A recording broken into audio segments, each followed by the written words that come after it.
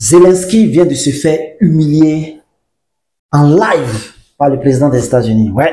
Mais bon, beaucoup de personnes vont se demander pourquoi est-ce que j'aborde ce sujet. Pourtant, on parle ici de crypto-monnaie d'investissement. Oui, vous-même, vous avez remarqué que depuis un moment, actuellement, les marchés sont totalement rouges. Et ce qui vient d'arriver ce soir, parce que là, je vais vous montrer la vidéo.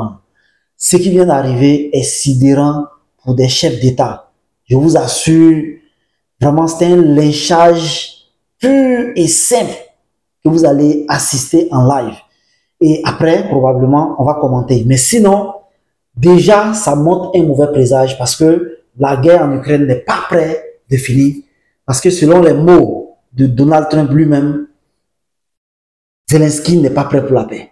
Et ça, depuis le déclenchement de la crise ukrainienne avec la Russie, vous-même, vous avez vu l'impact négatif qu'a eu cette guerre-là sur l'économie mondiale. Parce que, faut savoir que l'Ukraine, c'est le grenier du monde. Il y a plein de terres rares qui sont en train d'être négociées. C'est ce qui est utilisé pour tout ce qui est puce électronique. Alors qu'on sait aujourd'hui que l'intelligence artificielle et le machine learning ont besoin de puissants processeurs et de puissantes cartes graphiques pour pouvoir fonctionner. Et donc, si l'Ukraine est un pays stratégique, ça veut dire que probablement, il aura un frein. Donc, je vous laisse écouter jusqu'à la fin et puis on se fait un point tout de suite. On s'en sort sur cet accord? Non, ça ne fonctionne pas comme ça. Je ne suis pas aligné avec Poutine ni avec qui que ce soit. Je suis aligné avec les États-Unis d'Amérique. Et je travaille pour le bien du monde. Je suis aligné avec les intérêts du monde et je veux passer à autre chose. Vous voyez toute la haine qu'il a contre Poutine. C'est difficile pour moi de trouver un accord avec autant de haine. Donc je comprends bien. Mais je peux vous dire que l'autre côté, l'autre partie, ne l'aime pas vraiment non plus. Donc, sur cette question d'alignement, je dois dire que je suis aligné avec les intérêts du monde. Je veux passer à autre chose, je veux régler ce conflit. Je suis aligné avec les intérêts de l'Europe. Je veux voir si on peut réussir cet accord. Vous voulez que je sois dur? Je peux être plus dur que qui que ce soit. Je peux être tellement dur. Mais on n'aura jamais un accord comme ça. Donc voilà comment on avance. Une autre question. Oui, j'aimerais réagir. Pendant 4 ans, les États-Unis d'Amérique ont eu un président qui a organisé des conférences de presse et qui a parlé en des termes durs sur Vladimir Poutine. Et Vladimir Poutine a envahi l'Ukraine et a pris une partie du pays. Le chemin vers la paix et la prospérité consiste à s'engager avec la diplomatie. Nous avons essayé la technique de Biden de taper un petit peu sur son torse et dire que les mots étaient plus importants. Mais ce qui fait des États-Unis un bon pays, c'est que les États-Unis travaillent par voie diplomatique. Voilà ce que fait le président Trump. Ah, c'est le vice-président qui vient de parler. Des États-Unis. Il occupe de grands territoires sur l'Ukraine, dans l'est de l'Ukraine et la Crimée. Vladimir Poutine a envahi la Crimée en 2014. Pendant de nombreuses années, je ne parle pas que de Biden, mais il y avait Obama, le président Obama, puis le président Trump, puis le président Biden, à nouveau le président Trump. Et nous espérons que le président Trump arrêtera cette guerre. Mais en 2014, personne n'a arrêté Poutine. Il a tout simplement occupé la Crimée. Il a tué des personnes, vous savez. En 2015, en 2014. Mais je n'étais pas là. Oui, mais en 2014 jusqu'à 2022, la situation était la même. C'est-à-dire qu'il y a des personnes qui sont mortes. Personne ne l'a arrêté. Nous avons échangé avec lui, nous avons échangé en bilatéral à de nombreuses reprises. Et avec lui, nous avons signé, comme en 2019, j'ai signé avec lui un accord. J'ai signé avec lui, avec Emmanuel Macron et Angela Merkel, nous avons signé un cessez-le-feu. Et tout le monde m'a dit que nous avons signé, hein, c'était écrit. Mais après ça, il a brisé le cessez-le-feu, il a tué nos concitoyens, il n'a pas échangé de prisonniers. Pourtant, nous avions signé un accord sur l'échange de prisonniers, mais il n'a pas respecté le contrat. De quel type de diplomatie parlez-vous, JD? Que signifiez-vous? Je parle d'une diplomatie qui peut mettre un terme à la destruction de votre pays.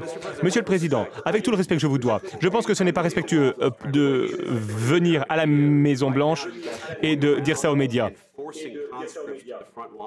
Vous forcez des personnes à aller sur la ligne de front. Vous devriez remercier le président Trump de mettre un terme à ce conflit. Mais vous devriez voir le conflit. J'ai vu les histoires et je sais ce que vous faites. Vous faites une tournée de propagande. Vous avez des difficultés à recruter des personnes pour l'armée, non? Et aujourd'hui, vous venez à la Maison-Blanche et vous vous attaquez à l'administration qui essaie d'éviter la destruction de votre pays. Beaucoup de questions. Commençons par la première. Tout d'abord, pendant la guerre, tout le monde a des problèmes. Même vous. Et vous avez un océan entre la guerre et vous, mais vous allez ressentir l'impact. Vous ne savez pas ça. Non, ne nous dites pas ce que nous allons ressentir. Nous essayons de régler un problème. Ne nous dites pas ce que l'on va ressentir comme effet. Non, vous n'êtes pas en position de nous dire ça. C'est la première chose. Vous n'êtes pas du tout en position de dicter ce que nous allons ressentir ou les impacts que nous allons ressentir. Nous allons nous sentir très très bien, nous allons nous sentir forts. Vous allez vous sentir influencé. Vous n'êtes pas en position pour le moment de dire quoi que ce soit. Vous n'êtes pas dans une bonne position aujourd'hui. Vous n'avez pas les cartes en main pour le moment. Ah, grâce à nous, vous avez quelques cartes en main. Monsieur le Président, vous jouez avec la vie de millions de personnes. Vous jouez avec la Troisième Guerre mondiale. Vous risquez la Troisième Guerre mondiale. Et ce que vous faites est un manque de respect pour le pays, ce pays. Non, non, je vous respecte. Est-ce que vous avez dit merci au moins une fois? Dans cette réunion, durant cette réunion, est-ce que vous avez dit merci? Vous êtes allé en Pennsylvanie et vous avez fait campagne pour l'opposition au mois d'octobre. Donc au moins vous devriez exprimer de la gratitude envers les États-Unis et le président essaye de sauver votre pays. S'il vous plaît. Si vous parlez fort de la guerre, il ne parle pas fort. Il ne parle pas fort. Votre pays est en très grande difficulté. Est-ce que je peux parler? Non, non, non, non, vous ne parlez pas. Votre pays est en difficulté. Oui, je le sais. Vous ne gagnez pas. Vous ne gagnez pas. Vous avez une chance de vous en sortir grâce à nous. Monsieur le Président, nous sommes forts dans notre pays. Depuis le début de la guerre, nous avons été seuls et nous sommes reconnaissants. Vous n'avez pas été seul. Vous n'avez pas été seul. Nous vous avons donné 350 milliards de dollars. Nous vous avons donné de l'équipement militaire. Vos équipes sont courageuses. Mais si vous n'aviez pas notre équipement militaire, si vous n'aviez pas notre matériel militaire, cette guerre se serait terminée en 2 semaines. En quelques jours, oui, je l'ai entendu de la part de Poutine, en 3 jours. Peut-être moins, en 2 semaines. Eh bien oui, ça va être vraiment très difficile de faire des affaires comme ça. Vous devriez au moins dire merci. J'ai dit merci à de nombreuses reprises au peuple américain. Mais il y a un désaccord. Et il va falloir régler ces désaccords, ces différends, avant de parler et de dire des mensonges aux médias américains. Mais je pense qu'il est bon pour les Américains de voir ce qui se passe. Je pense que c'est très important. C'est pourquoi cet entretien dure aussi longtemps. Vous devez être reconnaissant. Vous n'avez pas les cartes en main. Vos concitoyens meurent, vous manquez de soldats, vous avez de moins en moins de soldats. Ce serait... Et ensuite vous nous dites, « Oh, je ne veux pas de cessez-le-feu, je ne veux pas de cessez-le-feu. Je veux continuer, je veux faire ci, je veux faire ça. » Si vous pouviez avoir un cessez-le-feu aujourd'hui, eh bien il faudrait le prendre afin qu'il y ait plus de morts. Oui, évidemment que nous voulons un terme à la guerre. Mais vous dites que vous ne voulez pas de cessez-le-feu. Moi, je veux un cessez-le-feu. Parce que vous aurez un cessez-le-feu plus vite qu'un accord. Mais demandez l'avis de notre population sur un cessez-le-feu. C'est Biden qui n'est pas très intelligent. C'était avec Obama. Mais c'était votre président. C'était avec Obama qui vous a donné les... moi, je vous ai donné les Javelin pour vous attaquer à ces tanks. Obama vous a donné pratiquement rien. Moi, j'ai donné des missiles. Et vous devez être plus reconnaissant. Parce que je peux vous dire que vous n'avez pas les cartes en main. Avec nous, vous avez des cartes. Mais sans nous, vous n'avez aucune carte en main. Est-ce qu'on peut avoir ce genre de show-là avec quelqu'un si ce n'est pas Donald Trump? L'accord va être difficile à signer. Parce que les attitudes ont changé. Et si la Russie rompt le cessez-le-feu? Qu'allez-vous faire s'il y a une violation de la part de la Russie du cessez-le-feu? Qu'entendez-vous? Elle demande qu'est-ce qui va se passer si la Russie rompt le cessez-le-feu. Oui, ben, Et si une bombe vous tombe sur la tête maintenant? Et s'ils violent le cessez-le-feu? Ils l'ont violé avec Biden parce qu'ils ne le respectaient pas. Ils me respectent, ils respectent Obama. Je vais vous dire une chose, c'est que Poutine a traversé beaucoup de choses avec moi. Il y a eu une fausse chasse aux sorcières où il y avait toute cette histoire sur la Russie, l'influence russe sur mon élection. Il y a eu toutes ces arnaques avec Biden, avec Hillary, avec Adam Schiff. Il a traversé ça avec moi. Il a traversé tout cela. Et nous n'avons pas fini en guerre. Il a traversé tout ça. Il a été accusé de beaucoup de choses, mais il n'avait rien à voir avec tout cela. Nous avons vu l'affaire de Hunter Biden. C'était vraiment terrible tout ce qui s'est passé.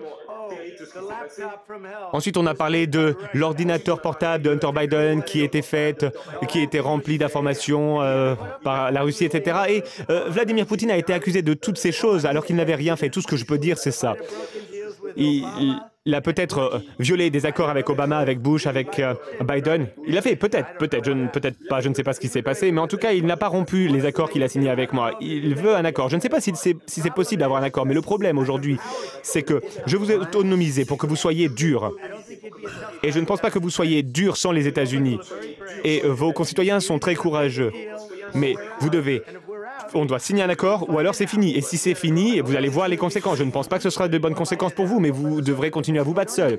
Mais vous n'avez pas les cartes en main. Mais une fois que nous aurons signé cet accord, vous serez dans une bien meilleure position. Mais vous n'êtes pas du tout reconnaissant. Et ça, ce n'est pas sympathique. Je vais être tout à fait honnête, ce n'est pas sympathique. Très bien, je crois qu'on en a assez vu. Qu'en pensez-vous? Ça va être de la bonne télévision. Ça va être de la bonne télévision, ça je peux vous le dire. Mais vous avez entendu, hein? Nous allons voir ce qu'on peut faire. Merci. Voilà. Les gars.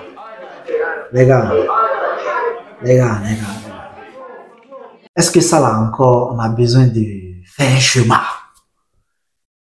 Vraiment, c'est triste quoi. Voilà, c'est triste. Le monde est manipulé. Bon, si la crise ukrainienne ne finit pas, les gars, notre bull run sera très compliqué. Ouais, vous savez, hein, toutes les économies sont interdépendantes aujourd'hui. Et ça, c'est une réalité. Donc, avec toutes les difficultés que l'administration Biden a eues, l'inflation, le chômage, vraiment tout ce qui a été beaucoup négatif, aujourd'hui, avec toutes les promesses de campagne que Donald Trump a eu à faire, clairement, il lui faut absolument mettre un terme à cette crise ukrainienne. Oui. En tout cas, pour qu'il puisse travailler correctement, pour que l'économie mondiale puisse se porter au beau-fils, sincèrement, il faut mettre un terme à cette guerre. Ouais. Et là, aujourd'hui, on voit que non seulement la Russie, qui depuis le début a toujours tendu la main pour qu'on trouve un accord, parce que bon, les gars, c'est vrai, on ne peut pas encourager une invasion, mais quand même, l'intégration de l'Ukraine à l'OTAN, c'était une aberration. Voilà, on a tous vu le problème de la baie des cochons avec Cuba, qui aujourd'hui, jusqu'à aujourd'hui, ce problème-là fait que Cuba est toujours sous sanction. Parce que les États-Unis n'ont jamais voulu, au grand jamais, que la Russie puisse venir installer une base militaire, des rampes de missiles qui sont à moins de 45-50 km des côtes américaines. Jamais. Donc, pourquoi la Russie allait accepter, en fait, que quelqu'un vienne s'installer à ses frontières, en l'occurrence, les Américains et les Alliés? Ça, c'était pas possible. Donc, aujourd'hui, c'est évident que Donald Trump, il est pragmatique. Voilà, moi, c'est vrai, on parle, il n'aime pas les migrants, il n'aime pas, il est raciste, il est comme si, c'est un néo-nazi, quoi. Les gars, aujourd'hui, force est de constater que pour que notre économie, notre marché, surtout le marché crypto, dans lequel nous sommes, se porte bien, on doit avoir un accord. Mais là, visiblement, voilà. Donc, je ne sais pas quel est votre avis. Donnez votre avis en commentaire. Déjà, aujourd'hui, Bitcoin était presque arrivé à... On était déjà en dessous des 80 000 $. C'est maintenant que le marché remonte légèrement actuellement. Donc, voilà quoi, les gars. Donc, c'était le petit partage avec vous. Donnez-moi votre avis en commentaire. Et puis, on se dit à ciao.